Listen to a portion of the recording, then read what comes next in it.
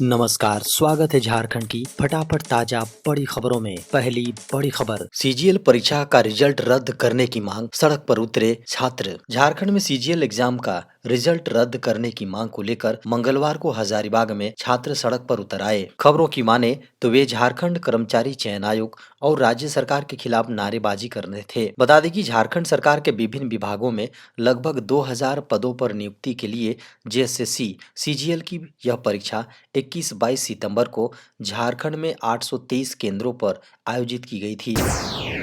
झारखंड में आज से मौसम होगा साफ, पड़ेगी कड़ाके की ठंड। मौसम विभाग की माने तो बुधवार से आसमान साफ हो जाएगा, लेकिन कड़ाके की ठंड पड़ेगी। बता दें कि बंगाल की खाड़ी से आए पश्चिमी विक्षोभ ने झारखंड के कई जिलों में जनजीवन को प्रभावित किया। बारिश के कारण से कनकनी बढ़ गई। मौसम केंद्र ने कहा है कि बुधवार से मौसम साफ हो जाएगा। इसके बाद अगले कुछ दिनों तक पूरे झारखंड में न्यूनतम तापमान में 3 से 5 डिग्री सेल्सियस की गिरावट हो सकती है। दूसरी बार विधानसभा अध्यक्ष बने रविंद्रनाथ महतो, सीएम सोरेन ने रखा प्रस्ताव। छठी विधानसभा के पहले सत्र के दूसरे दिन विधानसभा अध्यक्ष का चयन किया गया। Protem speaker Prof Stephen Marandi ने सदन की कार्यवाही शुरू की। इसके बाद विधानसभा अध्यक्ष के चयन का प्रस्ताव सदन पटल पर रखा गया। सीएम हेमंत सोरेन ने प्रस्ताव रखा, जिसका समर्थन विधायक मथुरा महतो ने किया। इसके बाद ध्वनि मत से रविंद्रनाथ महतो को दूसरी बार विधानसभा अध्यक्ष चुना गया। विधानसभा में पहले भाषण में जमकर गरजे जयराम महतो, उठाया ज्वलंत मुद्दा। नवनिर्वाचित विधायक जयराम महतो ने विधानसभा में अपने पहले भाषण में राज्य का ज्वलंत मुद्दा उठाया। जयराम ने झारखंड सीजीएल एग्जाम के अभ्यर्थियों का मुद्दा उठाया। जयराम महतो ने सदन में सीजीएल के मुद्दे उठाते हुए कहा कि उन्होंने छात्र आंदोलन के माध्यम से पहचान बनाई। जयराम ने आगे कहा कि झारखंड के लाखों अभ्यर्थी सड़कों पर हैं। उन्होंने सीएम हेमंत सोरेन से कहा कि वह सदन से बाहर आकर उन अभ्यर्थियों से मिले, वे आपके ही बच्चे हैं। सदन में आगे की कुर्सी पर सीएम हेमंत के साथ 5 मंत्रियों को मिली जगह। झारखंड में छठी विधानसभा में सत्ता पक्ष में मुख्यमंत्री के अलावा मंत्रियों में राधाकृष्ण किशोर, दीपिका पांडे सिंह, दीपक बिरुआ, हफीजुल हसन तथा संजय प्रसाद यादव को अग्रिम पंक्ति में स्थान दिया गया है। संसदीय कार्य मंत्री के रूप में राधाकृष्ण किशोर के लिए मुख्यमंत्री के बगल में सीट सुरक्षित की गई है। मुख्यमंत्री हेमंत सोरेन ने रविंद्रनाथ महतो को झारखंड विधानसभा के अध्यक्ष बनने पर दी बधाई।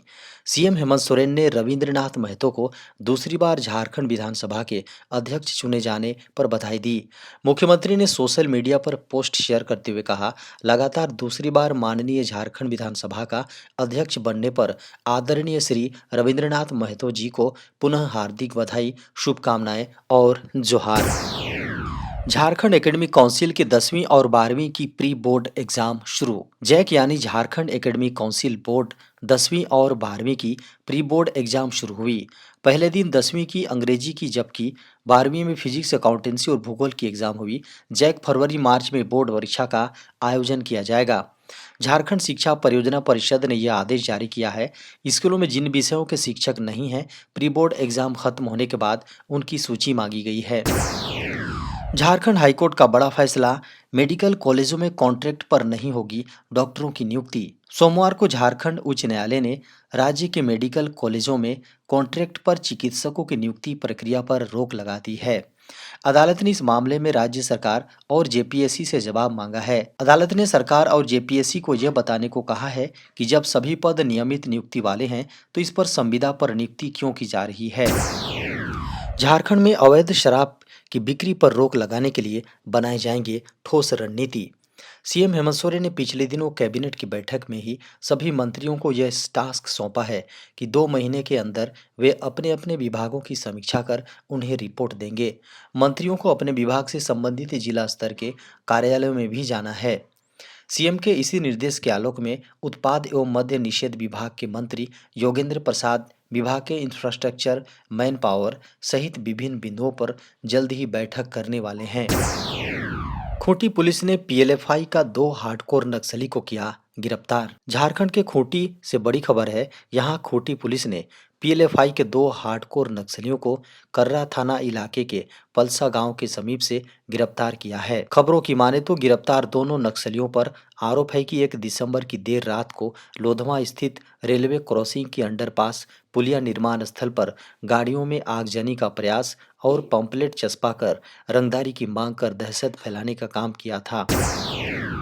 झारखंड में कोहरे को लेकर येलो अलर्ट। मौसम विज्ञान केंद्र ने झारखंड के कई इलाकों में कोहरे को लेकर येलो अलर्ट जारी किया है। खबरों की माने तो केंद्र के अनुसार मंगलवार और बुधवार को चतरा, हजारीबाग, गढ़वा, पलामू, कोडरमा, देवघर, गिरिडीह, दुमका, गोड्डा, साहिबगंज, पाकुड़, पूर्वी और पश्चिमी सिंहभूम के साथ सरायकेला खरसावां में घना जहां कोहरा रह सकता है। इसको लेकर अलर्ट रहने का आग्रह किया गया है। केंद्रीय शिक्षा मंत्री ने कहा, पारदर्शिता लाने को जेईई व नीट परीक्षा के आयोजन की प्रक्रिया में किया जाएगा बदलाव। केंद्रीय शिक्षा मंत्री धर्मेंद्र प्रधान ने शनिवार को कहा कि नेशनल टेस्टिंग एजेंसी की ओर से आयोजित की जाने वाली जेईई और नीट समेत अन्य केंद्रीय प्रतियोगिता परीक्षाओं में अगले साल से कई बदलाव किए जाएंगे। इसके आयोजन के लिए राज्य सरकारों की भी मदद ली जाएगी। 53% डीए करने के बाद सरकार ने बढ़ाए 2 और भत्ते। सरकार ने दिवाली से पहले कर्मचारियों की महंगाई भत्ता डीए 3% बढ़ाकर 53% कर दिया है। हालांकि बढ़ा हुआ डीए जुलाई से लागू किया गया। महंगाई भत्ता बढ़कर 53% होने से केंद्र सरकार ने कर्मचारियों के 2 और भत्ते बढ़ा दिए हैं। इससे इन केंद्रीय कर्मचारियों की सैलरी में वृद्धि होने वाली है। सरकार ने केंद्र सरकार के हेल्थ सेक्टर से जुड़े कर्मचारियों की सैलरी में ड्रेस और नर्सिंग भत्ता बढ़ा दिया है। 7वें वेतन आयोग के अनुसार जब महंगाई भत्ता 50% या उससे अधिक हो जाता है तो अन्य भत्तों में 25% की वृद्धि की सिफारिश की जाती है। इसके तहत 1 जनवरी 2024 से 13 प्रमुख भत्तों में 25% की वृद्धि लागू की गई। अब महंगाई भत्ते के अलावा 2 नए भत्ते को बढ़ाने का ऐलान किया गया है। सितंबर 2024 में ड्रेस अलाउंस और नर्सिंग अलाउंस में वृद्धि की घोषणा की गई। जियो, एयरटेल, वीआई और बीएसएनएल यूएस के लिए बड़ी खबर, आज से लागू होगा ओटीपी से जुड़ा नया नियम। क्या आप भी जियो, एयरटेल, वीआई या बीएसएनएल उपभोक्ता हैं और फ्रॉड मैसेज से परेशान हैं? तो चिंता करने की बात नहीं है। दरअसल telecom regulatory authority of India यानी ट्राई आज 11 दिसंबर से एक नया नियम लागू करने जा रहा है। ट्राई ने हाल ही में मैसेज ट्रेसिबिलिटी नियम लाने का ऐलान किया था, जो आज 11 दिसंबर से लागू होने जा रहा है। पहले कहा गया था कि ये नियम 1 दिसंबर 2024 से लागू होगा, लेकिन ट्राई ने इस बारे में जानकारी देते हुए कहा है कि इसकी डेडलाइन बढ़ा दी गई है। यह नियम खास तौर पर फर्जी और अनऑथोराइज्ड मैसेज को रोकने के लिए बनाया गया है। ट्राई ने कहा है कि 11 दिसंबर 2024 से किसी भी इस तरह के मैसेज को एक्सेप्ट नहीं किया जाएगा, जिसमें टेलीमार्केटर्स द्वारा निर्धारित नंबर सीरीज का इस्तेमाल नहीं किया गया होगा। बेरोजगारों के लिए बड़ी खबर है, आर्मी में 700 से अधिक पदों पर निकली नौकरियां, मिलेगी इतनी सैलरी। भारतीय सेना के आर्मी ऑर्डिनेंस कॉर्प्स में नौकरी के शानदार अवसर हैं। कॉर्प्स में डिफेंस सिविलियन के पदों पर 700 से अधिक वैकेंसी हैं। खबर है कि इस भर्ती के लिए ऑनलाइन आवेदन ऑफिशियल वेबसाइट AOCR recruitment.gov.in पर जाकर करना है। इसके लिए आवेदन करने की अंतिम तारीख 22 दिसंबर है। खबर है कि नोटिफिकेशन के अनुसार material assistant junior, office assistant, civil motor driver, tele operator grade 2, fireman, carpenter एवं ज्वाइनर, पेंटर एवं decorator, MTS tradesman, mate group C के पदों पर 723 वैकेंसी हैं। मटेरियल असिस्टेंट इस पद के लिए उम्र सीमा 18 से 27 साल है। उम्मीदवारों को किसी भी डिसिप्लिन में ग्रेजुएशन किया होना चाहिए। व्हाट्सएप का जबरदस्त फीचर, नहीं छूट पाएगा कोई ज़रूरी मैसेज। व्हाट्सएप अभी काफ़ी ज़रूरी कम्युनिकेशन टूल बन गया है, जिसके कारण से ज़्यादातर लोग व्हाट्सएप मैसेजिंग ऐप का ही इस्तेमाल प्राइमरी मैसेजिंग और कॉल के लिए करते हैं।